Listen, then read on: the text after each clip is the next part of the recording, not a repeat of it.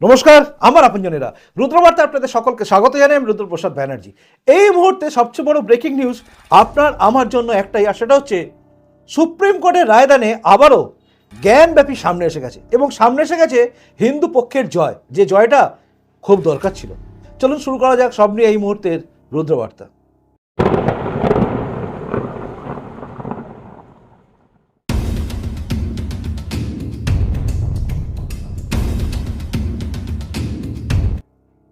প্রথমেই বলি আপনারা জানেন যে আমরা অর্থাৎ সনাতনীরা অপেক্ষা করে আছি 22শে জানুয়ারির দিকে, যেদিন আমাদের 550 বছরের প্রায় অভিশপ্ত দিনগুলোকে কাটিয়ে নতুন একটা দিনের দিকে আমরা তাকাবো, যখন অযোধ্যায় পুনরায় প্রতিষ্ঠিত হবে রামলালার সেই বিগ্রহ, একদম তার জন্মভূমি জন্মস্থলে। অর্থাৎ আমরা দেখতে পাবো সেদিন একদম গর্ভগৃহে প্রতিষ্ঠিত হচ্ছে রামলালা। সেই দিনটা দেখার জন্য আমরা অপেক্ষা করে আছি, এবং আমরা সবাই ভেবে রেখেছি প্রত্যেকে কিভাবে এটাকে পালন করব। 5টা প্রদীপ তো বাড়িতে জ্বালাবই, তার সঙ্গে সঙ্গে আলোকিত করব ঘরগুলো। এই সমস্ত প্রোগ্রাম যেরকম ঘর নিয়ে আছে, তার সঙ্গে সঙ্গে এলাকায় কে কী প্রোগ্রাম করব এটা নিয়ে কিন্তু আমাদের সময় কেটে যাচ্ছে। দেখছেন আমার প্রতিবেদনও কম হয়ে গেছে। অর্থাৎ পরিকল্পনা চারিদিকে চলছে, কিভাবে সাজানো যায়, কিভাবে এলাকায় পরিক্রমা করা যায়, কিভাবে সব কিছু করা যায়। আমাদের এলাকা হবে এবং সে সমস্ত ভিডিও আমি আপনাদের দেবো। এরকমই একটা পরিস্থিতি যখন চারিদিকে চলছে, যখন সবাই একটা টান উত্তেজনাময় পরিস্থিতির মধ্যে আছে, কারণ আমরা গর্বিত। আমাদের সেই দিন আসছে যেদিন আমরা আরও একবার দীপাবলির আলোয় সেজে যাবে গোটা দেশ। দেশ কেন বলবো, বিশ্বের বহু প্রান্তে বহু জায়গায় হবে রামলালাকে নিয়ে আবেগ, আনন্দ সমস্ত কিছু আসবে। রাম মন্দিরের সমস্ত কিছুই সবার বুক ফুলিয়ে দিচ্ছে গর্বে। সেদিনে যখন তাকিয়ে আছি আমরা, তখনই কিন্তু আজ সুপ্রিম কোর্টের আদেশ যেটা এলো, সেই আদেশে কিন্তু আমরা আরও একটু খুশি হলাম, কারণ খুশির ওপরে খুশির খবর না, তাই আনন্দিত তো হবেই। চলুন বলি আপনাদের যে জ্ঞানব্যাপী কাণ্ড নিয়ে আজকে কি হলো।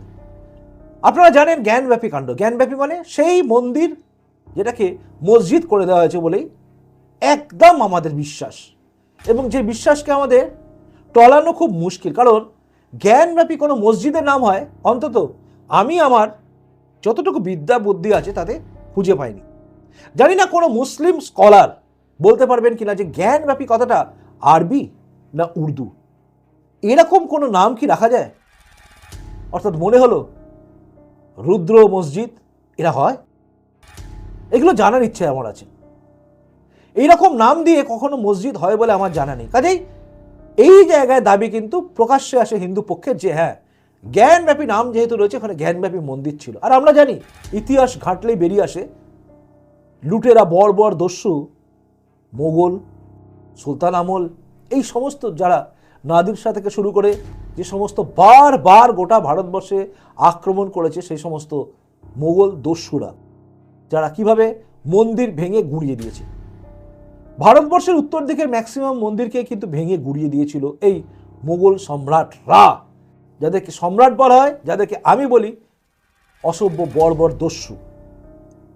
তো সেই অসভ্য বর্বর দস্যুদের আরেক রাজা আওরঙ্গজেব কিন্তু এই জ্ঞানব্যাপী মন্দিরকে ভেঙে দিয়েছিল, এবং সেখানে তৈরি করেছিল গম্বুজ আকৃতি করে মসজিদ তৈরি করেছিল বলেই সমস্ত ইতিহাসবিদরাও এখন বলছে।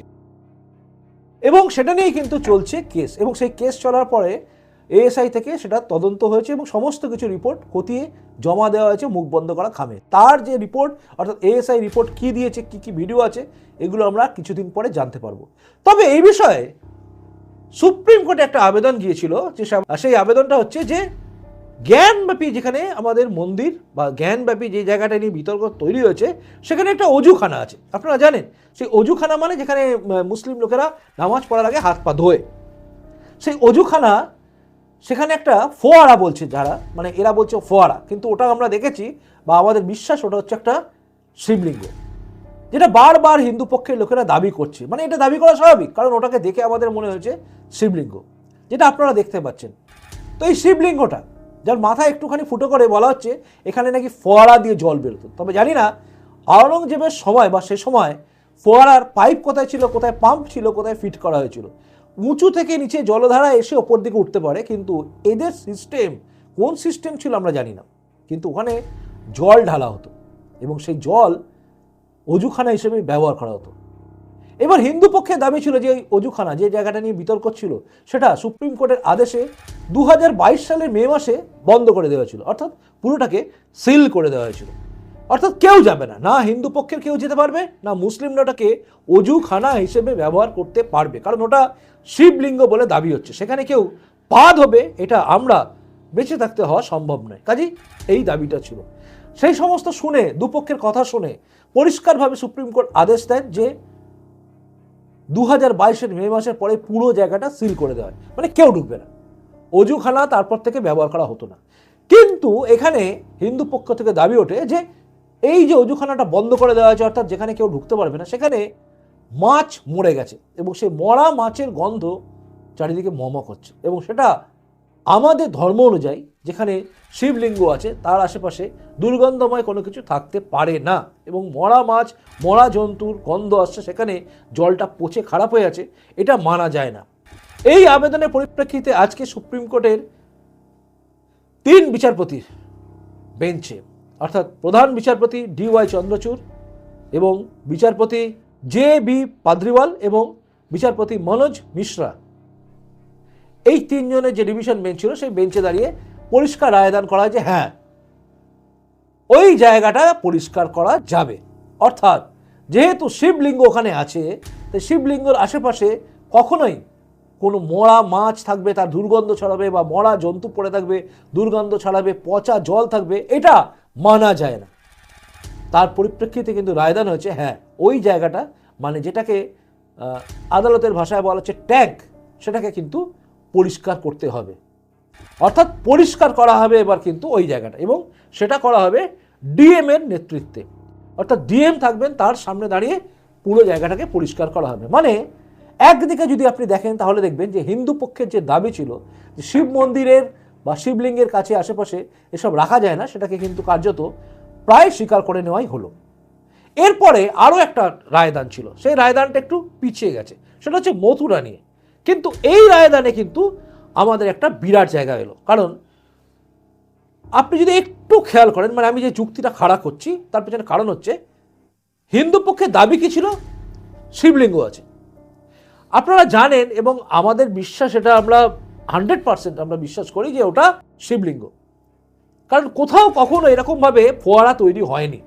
একটা বড় নিরেট পাথরের মধ্যে 6 ইঞ্চি বা 7 ইঞ্চি মানে ফুটো করে সেখান থেকে জল বেরোবে, বাপের জন্মে এরকম টেকনিক আমরা দেখিনি। আর এইসব যারা আরব থেকে আসা মরুদস্যু ছিল তাদের কাছে তো একটা ফোয়ারা করার মতো জায়গাও ছিল না। যে মরুদস্যুরা এসে এখানে আমাদের লুটপাট করেছে, তাদের এলাকায় একটা ওই প্রাসাদও কিছু ছিল না, যেগুলো আছে পাথর দিয়ে তৈরি করা, একদম নিকৃষ্ট মানের, মানে সে সময় যারা বাস করতো সব আমাদের ঝেড়েছে। আমাদের রাজপ্রাসাদ, আমাদের সমস্ত মহল মন্দির সমস্ত ভেঙে ভুঙে নিজেদের মতো করে নিয়েছে। কারণ ওই সময়, যে সময়কার কথা, এখানে যখন রাজত্ব করছে মোগলরা, তখন ওদের যে অরিজিনাল জায়গা আরব ফারব যেখান থেকে এসছিল এই হারামজাদাগুলো, দস্যুগুলো, তাদের সেখানে কিন্তু কোনো কিচ্ছু ছিল না, এরকম কোনো প্রাসাদ ছিল না, তাই তারা এখানে এসে লুটে পুটে খেয়েছিল। এবং তারা যা করেছিল সেই টেকনোলজিতে এইরকমভাবে ফোয়ারা তৈরি হবে, এটা আমরা কেউ কল্পনাও করতে পারি না। আপনি কল্পনা করতে পারেন যে ওটা একটা মূর্তির মাথায় ওরকম করে ফুটো করে 6 ইঞ্চি ফুটো করে কেউ ফোয়ারা তৈরি করবে? আজ পারবে? উত্তর হচ্ছে না। এর জন্য দরকার একটা পাম্প, যে পাম্পে ওই জলটাকে পুরো ফোর্সকে তুলে ওপর দিকে তুলতে পারবে, কিন্তু ওটাকে ফোয়ারা বলা হচ্ছে।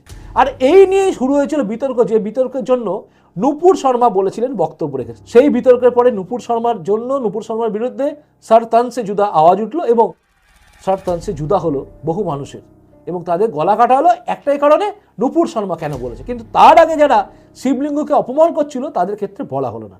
এদিকে মহুয়া মৈত্র থেকে শুরু করে অনেকেই কিন্তু এই রাজ্যেও অনেকে অপমান করেছেন। কেউ ভাবা অ্যাটমিক রিসার্চ সেন্টারে ওই চুল্লিকে, পরমাণু চুল্লিকে দেখিয়ে বলেছেন মহুয়া মৈত্র যে এরপর এটাকে আবার শিবলিঙ্গ বলা হবে না তো। এইভাবে এই রাজ্যে অনেক কি বলবো সব কি পীর আছে, তারাও নাকি অপমান করেছিল শিবলিঙ্গকে নিয়ে। আর এখানে মজা করা যায়, মজা পাওয়া যায়। তো এই সমস্ত কিছু ঘটেছিল ওই শিবলিঙ্গকে নিয়ে। কিন্তু তার পরিপ্রেক্ষিতে বলা নূপুর শর্মার জন্য, নূপুর শর্মার বিরুদ্ধে সর তনসে জুদা আওয়াজ উঠেছিল। যাই হোক, সেই নূপুর শর্মা কিন্তু এই রাম মন্দির আন্দোলন নিয়ে আবারও রাস্তায় নেমেছেন, এবং তিনি বহুদিন পরে আবারও রাস্তায় রয়েছেন। দেখুন।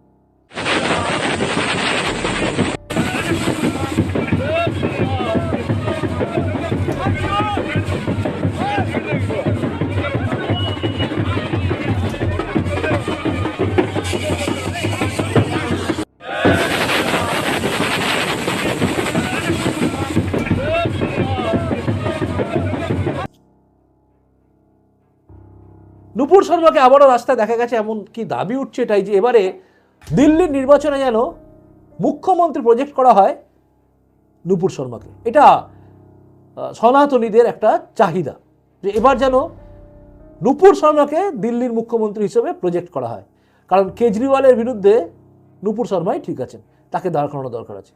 জানি না সময় কি বলবে, তবে কেজরিওয়ালের কপালে এখন দুঃখ নাচছে, কখন কে যে জেলে থাকবে আর কে কখন যে বেলে থাকবে এটা আপের নেতারা কেউই জানেন না। রাজনীতি চলুক, রাজনীতির জায়গায় কিন্তু আমি আপনি খুশি, কারণ হচ্ছে জ্ঞানব্যাপী নিয়ে একটা সুন্দর রায়। হ্যাঁ, এই প্রসঙ্গে উল্লেখযোগ্য মুসলিম পক্ষ কিন্তু এর কোনো বিরোধিতাও করেনি, অর্থাৎ তারা কিন্তু আজকে আর বিরোধিতা করার জায়গাতেও নেই। আগে জ্ঞানব্যাপী নিয়ে অনেক ক্ষেত্রে অনেক কিছুতে তারা বিরোধিতা করেছে, কিন্তু এখন আর করছে না। জানি না, এটা নিয়ে অনেকে বলছেন এটা নাকি যেহেতু এএসআই পুরোটা তদন্ত করে দেখেছে, রিপোর্ট করেছে, সার্ভে করেছে এবং সার্ভের ফল হিন্দু পক্ষের দিকে যাওয়ার চান্স খুব বেশি। এটা হতে পারে, আবার এটা গুজবও হতে পারে, জানা যাচ্ছে না। তবে তারা কিন্তু কোনো আপত্তি করেনি, মানে এবার কিন্তু ওই জ্ঞানব্যাপীতে ওই শিবলিঙ্গের আশেপাশে যে সমস্ত জলাশয় আছে, যে জলটা রাখার জায়গা, যেটাকে অজুখানা হিসেবে ব্যবহার করে আমাদের শিবলিঙ্গকে অপমান করা হয়েছিল, সেটাকে পরিষ্কার করা হবে।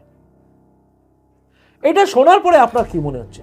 একদিকে যখন ভব্য রাম মন্দির নিয়ে সবকিছু চলছে, আর একদিকে যখন এই জ্ঞানব্যাপী কাণ্ড বেরিয়ে এলো, মানে সামনে এলো, আদেশ এলো, তখন মনে হচ্ছে না যে আমাদের আরও একটা জায়গা খুলে যাচ্ছে? অর্থাৎ সেই বিখ্যাত স্লোগান অযোধ্যা তো সির্ফ ঝাঁকি হ্যায়, মথুরা কাশী বাকি হ্যায়। তাই কাশীর জায়গাটা কিন্তু আবার তৈরি হয়ে গেল, মথুরাটা এখন একটু পিছিয়ে গেছে। আগামী এই জানুয়ারি মাসেই একটা ডেট আছে এবং সেই ডেটে জানা যাবে যে মথুরাতে কি হচ্ছে, অর্থাৎ সেখানে সার্ভে করা হবে কি হবে না। এই সব কিছুই হবে, সব কিছু আমরা দেখতে পাবো। আর আপনি জানান আপনার কি মনে হচ্ছে যে এই যে পরিস্থিতি তৈরি হয়েছে, এতে আপনি গর্বিত না গর্ব নয়, মানে আপনার গর্ব হচ্ছে না? কারণ আমরা আর ওই মেকি ধর্ম নিরপেক্ষতার চাদরে মুখ লুকিয়ে রাখবো না, তাই না? অনেক হয়ে গেল ধর্ম নিরপেক্ষতা, মানে মেকি ধর্ম নিরপেক্ষতা। আমরা ধর্ম নিরপেক্ষতা দেখাবো, সত্যিকারের ধর্ম নিরপেক্ষতা, যেখানে দাঁড়িয়ে আমি আমার ধর্ম পালন করব এবং আরেকজন তার ধর্ম পালন করুক। কখনোই আমি বলবো না যে আমার ধর্মটা খারাপ, ওই ধর্মটা ভালো, আমার ধর্মটাকে কেউ অপমান করবে আমি সেটাকে সহ্য করে নেব, এটা হবে না।